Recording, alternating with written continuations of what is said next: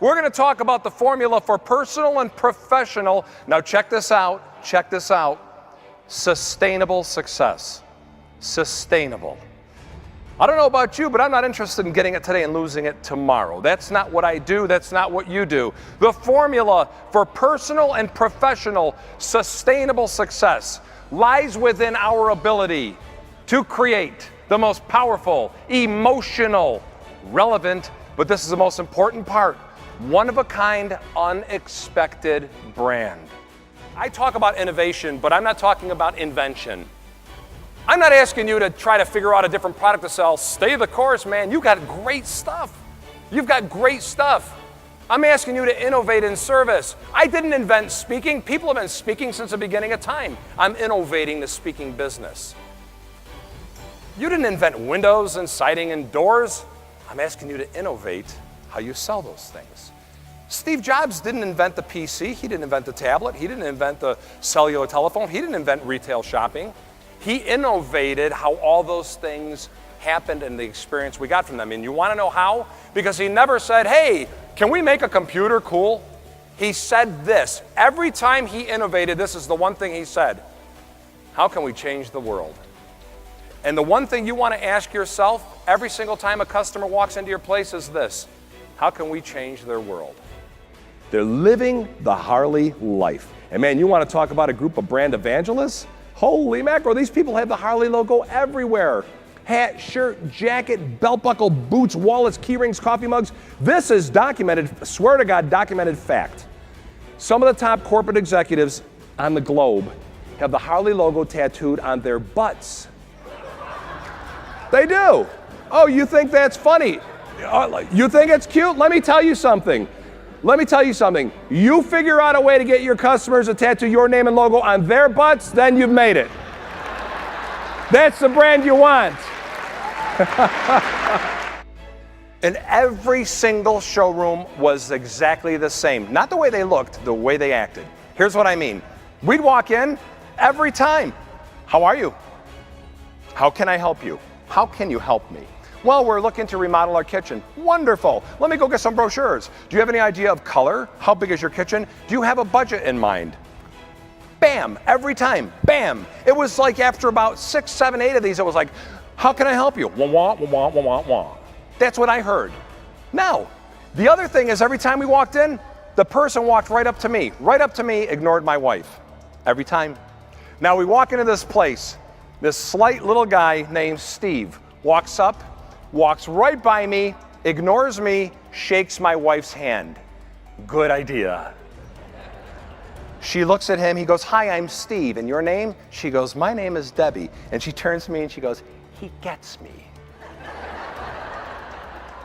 Apparently I do not. You saw a lot of wonderful vignettes. And one of the ones that I saw, which I thought was really kind of telling, was a gentleman named Alan Schlangenbach, or whatever his name is. He seems to know a whole lot about a whole lot of stuff, doesn't he? I just may consult with this young man. Alan said this, you're okay, I like you. He said, I like you, but you know what? You haven't blown me away. He said, what you've done is you've managed my expectations. You've managed my expectations. Here's a definition of customer satisfaction. Here it is. I have an expectation. For whatever reason, you have called me, you have advertised, I've heard it from other people. I have an expectation of what it is you as Delta Airlines is going to do for me.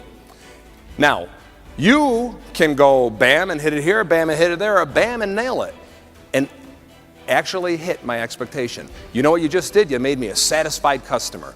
I'm going to say this right now, and Tim, I don't know enough about the marketing materials that you do produce, but I'm going to say this. If you have anywhere in your lingo, anywhere in your materials, anywhere inside of you that says, our goal is to satisfy the customer, get rid of it. Get rid of it. And I'm telling you why. That's not enough. That's not enough. You think that satisfying a customer is good enough? No way. You know what? Here's what happens. I'll be your customer if you satisfy me until the next best deal comes along. then I'm gone. If all you're going to do is meet my expectations, I'm gone. You want to take them from here to here, which is loyalty? Here's what you have to do. You have to shatter their expectations. Shatter them. Here's a definition of a cult brand. Their customers will blindly follow them. Blindly. They will without question do what they ask them to do, and without argument ever pay what they ask them to pay. Have you ever stood in line at Starbucks and heard people arguing, I'm not going to pay that? Never. People don't negotiate for Harleys. They wait in line for a year or two to pay full price. Why? Are these stupid people? No. These are some of the most informed, educated people in the world. Why then are they going, here you go, you bet? Here's why. Two reasons. Number one, they trust the brand. Folks, you know as well as I do, we only buy from people we trust. Am I correct? Okay. They trust the brand has never done them wrong, never steered them in the wrong direction. Here's number two. I was having breakfast this morning with some folks from Milwaukee and a gentleman from Seattle. And we're talking about kind of business development. Here's number two. The brand somehow enhanced that person's life. A couple of years ago, I asked you a question. I started off and I said, if somebody stopped you and said to you, hey, you look familiar, what do you do? I asked you, how would you respond to the question, what do you do? Today, I want to ask you this. If somebody stopped you and said to you, hey, why do you do what you do? How would you answer that? I want you to think about this. Why do you do what you do? And here's the question. As you're evaluating, as you're reflecting, is your why bigger than the what? In other words, is why you do what you do greater, bigger than, more important than the what, than the stuff you sell? Is the why bigger than the bottom line? Is the why bigger than you? Ask yourself this and be honest. All great, sustainable, profitable organizations are those who attract and keep passionate, intelligent, talented people. All great organizations, sustainable, profitable organizations, are organizations that have a culture of meaning and purpose. Now, this doesn't mean that you have to be working for a company that's trying to find a cure for cancer. It doesn't mean that. It doesn't matter what you sell, as long as the why is greater than the what.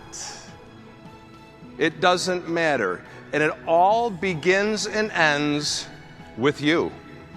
Great cultures, sustainable organizations, organizations surrounded by passionate, talented, intelligent people are all the result of leadership.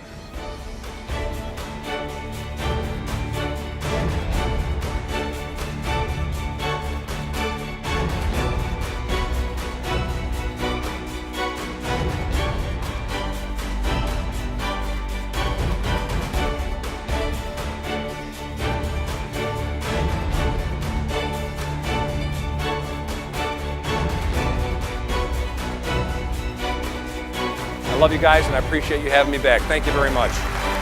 Thank you.